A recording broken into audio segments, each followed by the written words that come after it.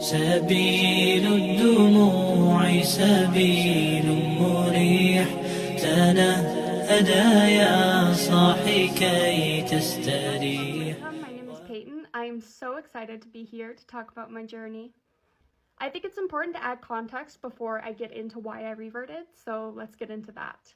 Before I reverted, I couldn't exactly put myself into a specific sect of Christianity or Catholicism because I attended a Christian church and a Catholic school, and I was never baptized. So it's really safe to say that I was confused, and during that time, I never made the connection that Jesus was God, and I never was taught that Jesus was God. When I was about 10 and I was sat down and told that I was expected to believe that Jesus was God, and that's what people believed, I really struggled with that fact. I had a really hard time understanding why people believed that Jesus was God, and that really strayed me away from the Christian Catholic kind of environment.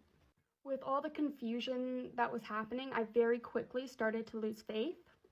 And then after a series of extremely unfortunate events, I did end up just completely stopping my practice around 14 years old. After I stopped practicing, I quickly started down the wrong path and just did whatever I felt like doing. I won't go into details, but it was very safe to assume that my heart was filled with just pure hate. I wasn't a good person morally by any means. When I was 19, my brother ended up passing away from a fentanyl overdose. As somebody who struggles very potently with mental illness, his death almost killed me as well. At that point in my life, I hit a low that I never thought would be possible.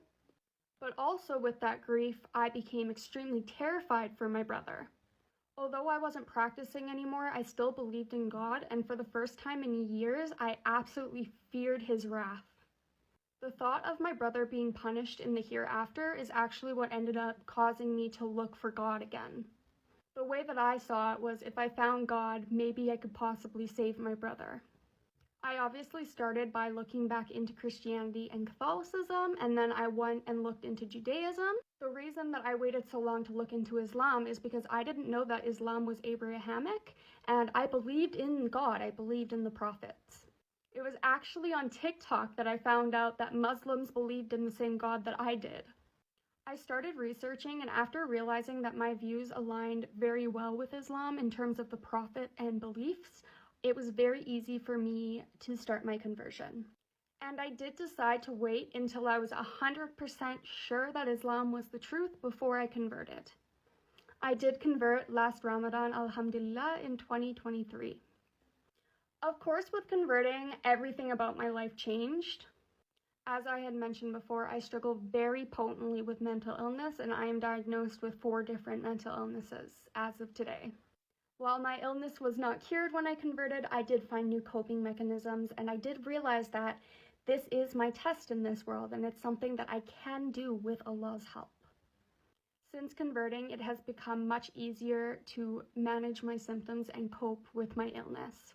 Also, most reverts agree that there's this overwhelming sense of peace that you develop once you join Islam, and that never really goes away, so that's something that I've got to enjoy since converting.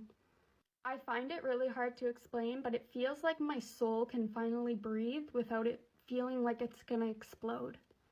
Islam has changed my life completely 100%. As crazy as it may sound to people that were raised Muslim, almost everything that I did on a daily basis was considered haram, and I had to make massive changes. Almost every single aspect of my life had to be tweaked in one way or another. It was incredibly challenging, and I would be a liar if I said that there aren't things that I miss and that I wish I could have in this dunya. But once I got rid of the things that Allah deemed unfit, I realized that my life is so much richer. A huge example of this is me getting sober. I have been very vocal about how being sober in Canada is not normal by any means, and how difficult it can be to stay sober here.